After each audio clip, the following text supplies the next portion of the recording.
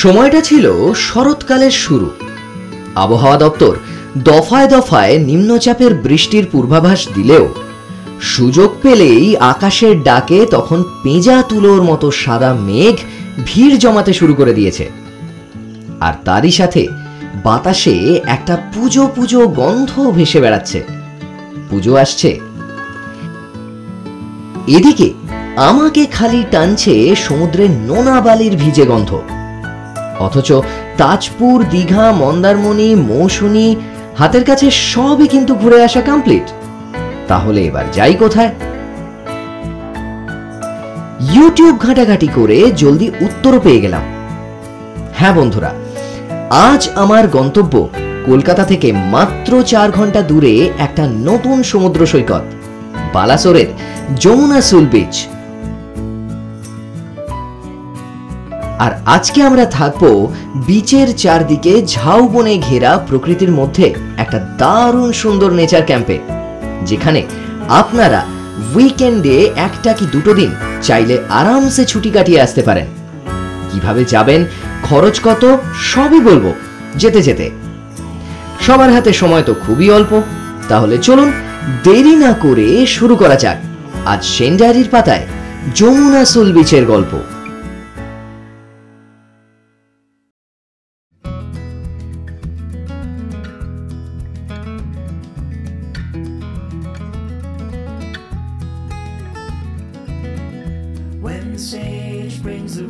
Howrah station, সকাল 9:10 Dhauli express. 3 ঘন্টার journey, নামবো বালাসোরের কাছে বস্তা স্টেশনে। এবারে আমরা যাচ্ছি 3 জন, মানে আমি, সৌম্য আর সায়ন। সকাল থেকে একটা ভ্যাপসা গরম, মানে আজ বৃষ্টি হবে। এক এক করে স্টেশন পেরোচ্ছে ট্রেন, আর আমাদের এই শতচক্রযানের গতির সাথে সাথে বদলে যাচ্ছে কিন্তু বাংলার মানচিত্র। চারদিকে এখন ঘন সবুজ আর নীল আকাশে পেঁজা তুলোর হাতছানি, আর দূরে কখনো কখনো সবুজের উপরে কাশফুলের সাদা ছাপ। আর আমাদের মনটাও তাই এখন বেশ উড়ু উড়ু করছে। তবে এই দৃশ্য আপনারা কিন্তু গাড়িতে গেলেও উপভোগ করতে পারেন এই শরৎকালে। সেক্ষেত্রে অবশ্য আপনাকে কলকাতা থেকে খড়গপুরের রাস্তা ধরে বালাসোর যেতে হবে। গাড়িতে যেতে গেলে গুগল ম্যাপ লোকেশন আমি ডেসক্রিপশন বক্সে শেয়ার করে দিচ্ছি, আপনাদের কাজে লেগে যাবে। তবে সে যাই হোক, কখনো নদীর বুক চিরে, কখনো বা বাদলা মেঘ ভাঙা বৃষ্টি ভেদ করে ছুটতে ছুটতে বাংলার সীমারেখা পেরিয়ে শেষে ট্রেন আমাদের এবার নামিয়ে দিল বস্তা স্টেশনে।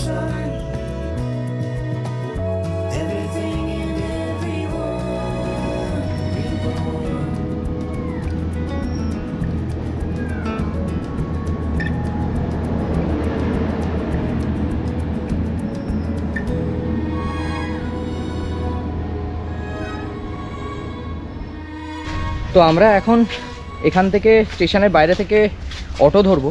এই প্রসঙ্গে একটা কথা বলে রাখা দরকার যে যেহেতু এই জায়গাটা অতটাও পপুলার জায়গা নয়, তো সেই কারণটার জন্যে এখানে কিন্তু টোটো বা অটো অত মারাত্মকভাবে পাওয়া যায় না।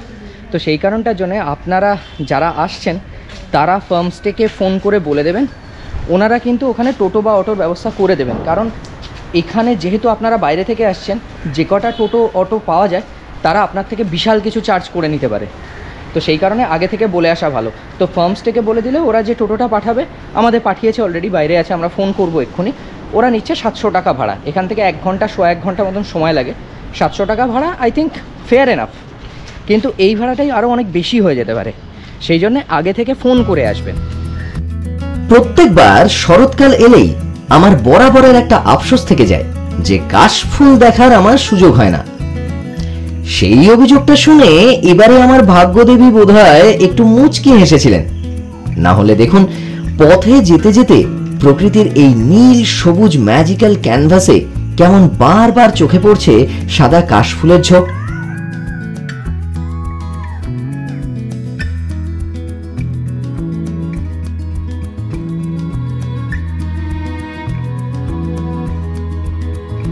প্রায় 1.5 ঘন্টার একটা টোটো জার্নি, আর এবার একটু একটু করে মানচিত্র বদলের পালা।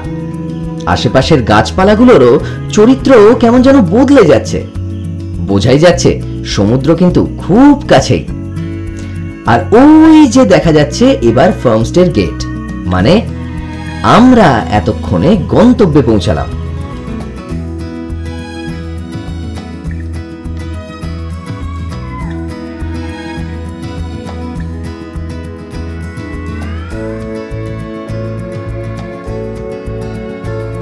এটা কি ভাই? বাইরে খুব রোদ, খুব রোদ। চাটা খোরাক। ওই যে দাদা এসে গেছে আমাদের জন্য ওয়েলকাম ড্রিঙ্কস নিয়ে। চট করে একটা ওয়েলকাম ড্রিঙ্কস, আর তার সঙ্গে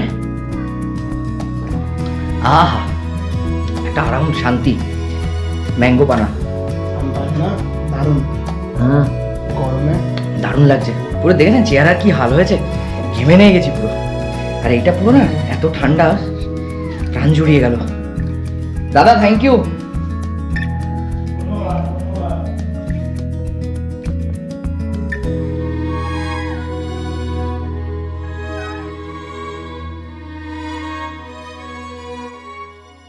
পারফেক্ট ছুটি কাটানোর পরিবেশ, মানে সুন্দর ফিনফিনে হাওয়া দিচ্ছে, নারকেল গাছের পাতাগুলো কি সুন্দর হাওয়ায় সরসর করে আওয়াজ হচ্ছে, দূরে সমুদ্রের শব্দ শোনা যাচ্ছে, অসাধারণ লাগছে।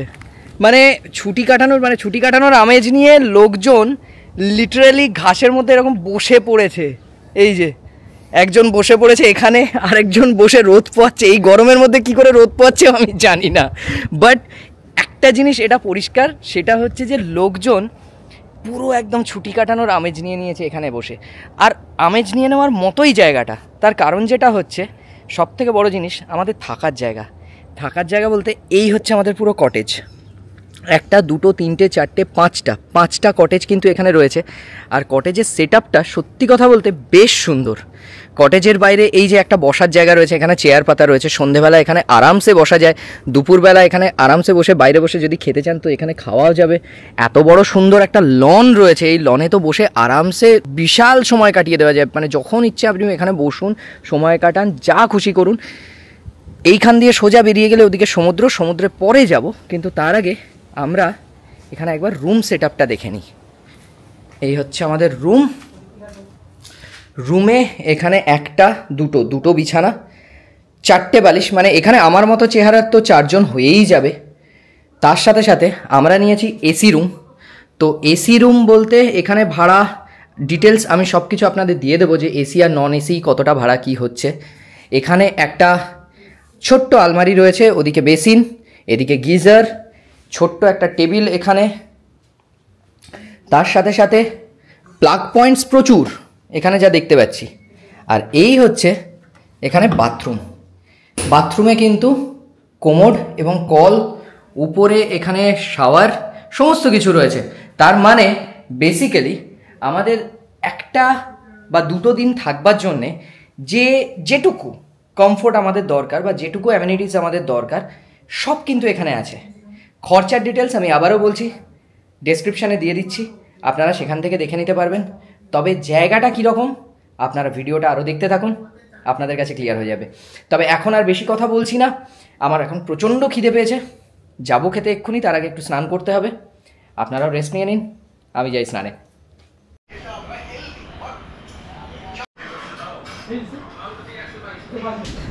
এইটা কিন্তু দাদার জন্য একটু ওই এক্সট্রা আমি বলে দেবো, দিয়ে দেবো, চাপ নেই, সব দিয়ে দেবো। থ্যাংক ইউ দাদা।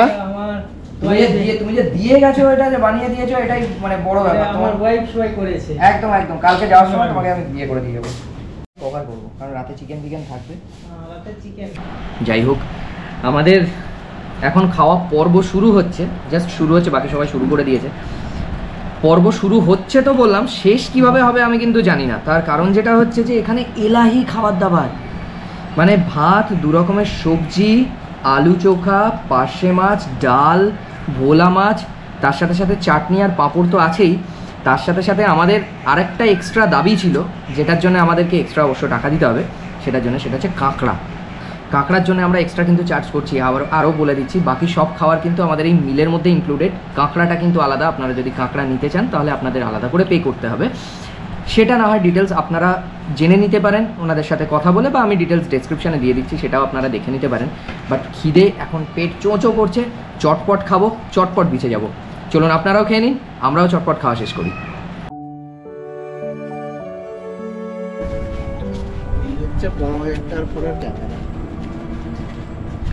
বাহ, অসাধারণ, দারুণ। মানে যতটা যা ভেবেছিলাম তার থেকে অনেক বেশি সুন্দর। বিকেলবেলা হাঁটতে বেরিয়েছি, এই গেট থেকে বেরিয়েই এই সামনে এই যে পুরো ঝাউবন, ঝাউবনের পিছনেই সমুদ্র, সমুদ্রের জলের আওয়াজটা শোনা যাচ্ছে। একটা তথ্য তো আপনাদের বলে দেওয়া উচিত, সেটা হচ্ছে যে এই যে ঝাউবনটা, এই যে পুরো বিশাল ঝাউবন, এটা কিন্তু এই যে সামনে যে ঝাউবনটা দেখতে পাচ্ছেন, এই ঝাউবনটা কিন্তু ন্যাচারাল ঝাউবন নয়, এটা বসানো ঝাউবন। মানে এই ঝাউ গাছগুলোকে বসানো হয়েছিল আগে, যখন এখানে প্রচণ্ড ঝড় ঝাপটা আসতো, সেই ঝড় ঝাপটাগুলোকে ঠেকানোর জন্য 2017-18-তে এই ঝাউ গাছগুলো বসানো হয়। এবং এই ঝাউ গাছগুলো এত সুন্দরভাবে লাইন দিয়ে হয়েছে, এত ঝাউ গাছ, অপূর্ব লাগছে। এই ঝাউ গাছের ঠিক পিছন দিকটাতেই সমুদ্র, এখান থেকে কিন্তু দেখা যাচ্ছে। ওই যদি এখান থেকে ফাঁক দিয়ে দেখি, ঝাউ গাছের পুরো লাইনটার পিছন দিয়ে দেখা যাচ্ছে ওই জায়গাটাতে সমুদ্র। আমরা ওইখানটাতে যাব। সূর্য অস্ত যাচ্ছে ওই যে ঝাউবনের পিছন দিয়ে, তার আলোটা পড়েছে ওই ঝাউবনের উপরে, উল্টো দিকে ঝাউবনগুলোর উপরে। হাতের কাছেই সমুদ্র, এটা বললে বোধহয় এখানে বলা ভুল হবে, একটু হেঁটে যেতে হয়। তবে বিকেলের পড়ন্ত সূর্যের আলোতে সমুদ্রে যাওয়ার পথটা কিন্তু মন্দ লাগবে না। কি সুন্দর লাগছে এই জায়গাটা, ওইখানে সূর্যটা অস্ত যাচ্ছে, কি অদ্ভুত কালার কম্বিনেশন। এখান থেকে আমি এখনো বিচে পৌঁছাইনি, ওই হচ্ছে বিচ ওইখানটাতে। আর পুরো চারদিকটা জুড়ে যেটা দেখতে পাচ্ছি, এই রাস্তাটা দিয়ে ঢুকে গাছপালা বলতে এখানে ঝাউবন এবং সমান্তরাল ওয়েতে ঝাউবনের সারি। কি অদ্ভুত লাগছে এই জায়গাটা, অসাধারণ লাগছে, অসাধারণ।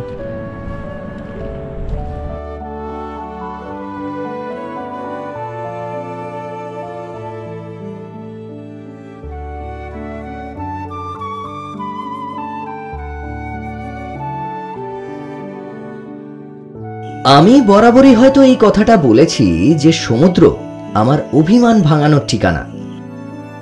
সমুদ্রের পাড়ে বসে ঢেউ গুনতে গুনতে এই অবিরাম ঢেউয়ের গর্জন, আর তার সাথে ছোট্ট ছোট্ট মাছ ধরা নৌকা।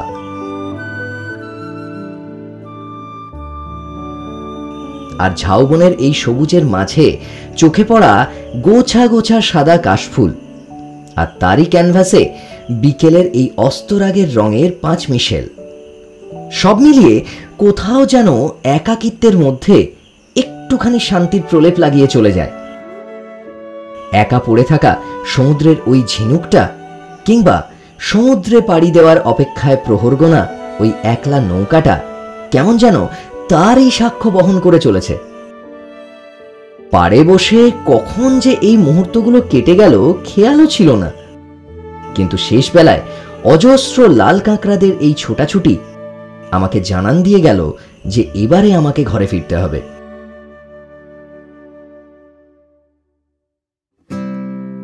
ফার্মস্টের সন্ধ্যাটা কিন্তু চমৎকার। দূরে সমুদ্রের ভেসে আসা গর্জন, মায়াবী নীল আলোতে ফুটে ওঠা ফার্মস্টের একটা মায়াবী ওয়াল পেন্টিং, পাশেই চলছে আমাদের রাতের রান্নার আয়োজন। ভিজে হাওয়া, ঝিরিঝিরি বৃষ্টি, আর একটা অদ্ভুত রোমান্টিকতা। বৃষ্টিতে ক্যাম্পফায়ার হয়তো এই মুহূর্তে সম্ভব নয়, তবে আয়োজনের কিন্তু খামতি নেই। গরম গরম চায়ের সাথে সেটা পকোড়াই হোক, কিংবা বারবিকিউ চিকেনই হোক, অথবা ঝাল ঝাল কাঁকড়া থেকে শুরু করে গরম গরম ডিনার অবধিই হোক, এইরকম একটা প্রাকৃতিক মনোরম পরিবেশে হালকা বৃষ্টির সাথে সাথে সন্ধেটাও কিন্তু এক কথায় দারুণ জমে যায়। একটা জমাটি আড্ডা হলো, আর তার সাথে সাথে যেটা জুটলো রাতের খাবার হিসেবে, সেটা হচ্ছে চিকেন আর গরমাগরম রুটি।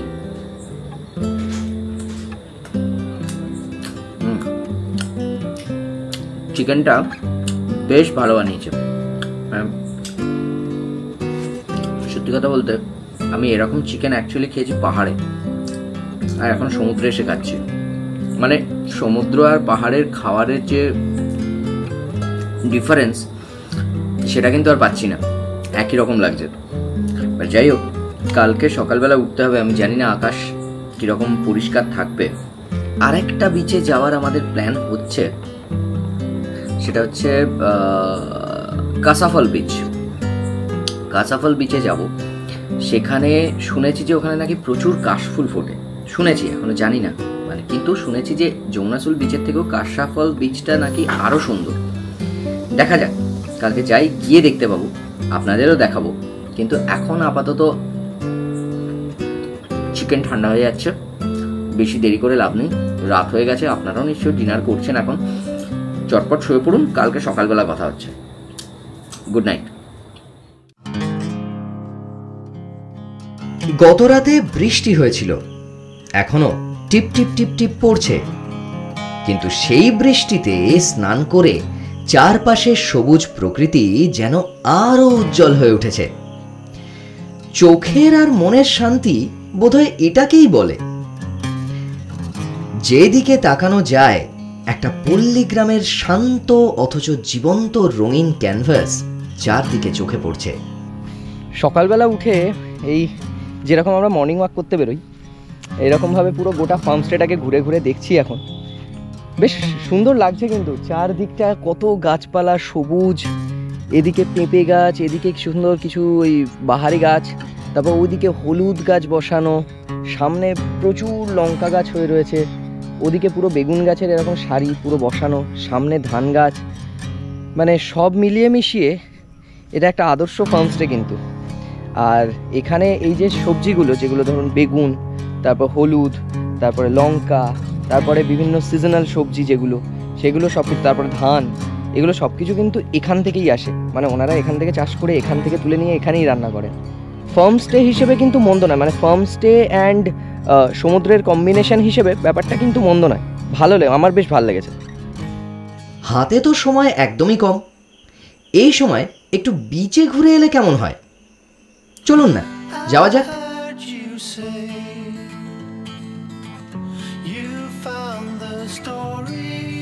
কি সুন্দর লাগছে এই গাছের সারিগুলো, মানে খুব সমান্তরাল, মানে এক একটা লাইন, মানে এক একটা ঝাউবনের সারি হচ্ছে পুরো সমান্তরাল এক একটা লাইন, মানে এত সুন্দর লাগছে।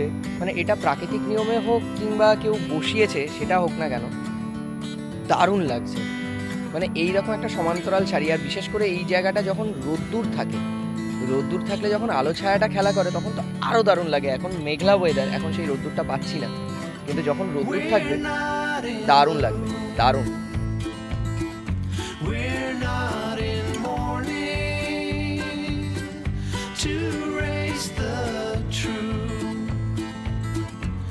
Takes more than will. Among the things I like to do, craving is one for two, and the light of the day that passes on will somehow be gone.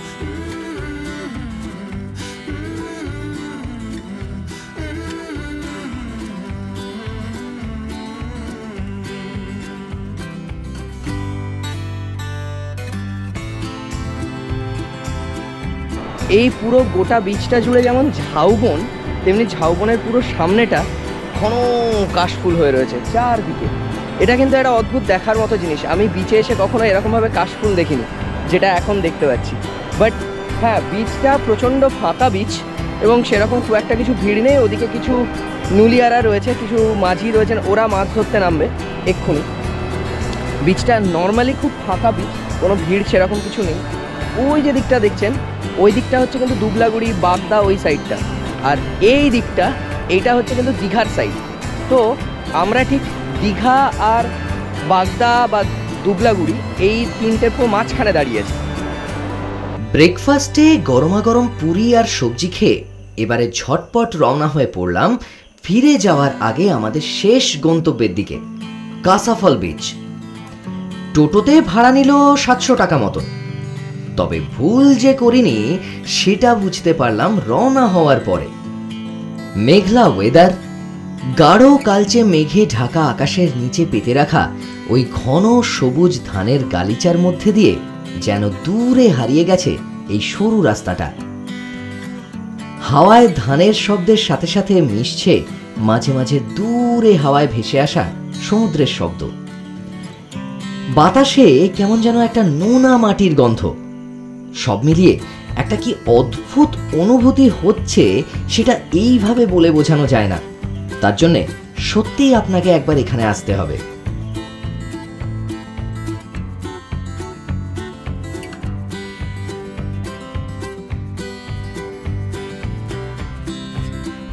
Wow, সেরা ভাই, সেরা।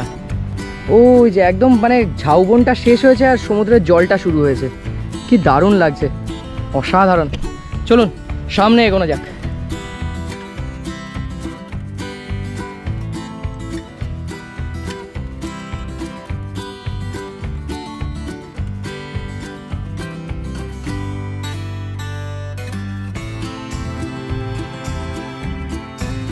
সেরা লাগছে, সেরা সেরা। হঠাৎ করে মনে হচ্ছে যেন একটা পাহাড় শেষ হয়ে এখান থেকে সমুদ্র শুরু হয়ে গেল। বিউটিফুল।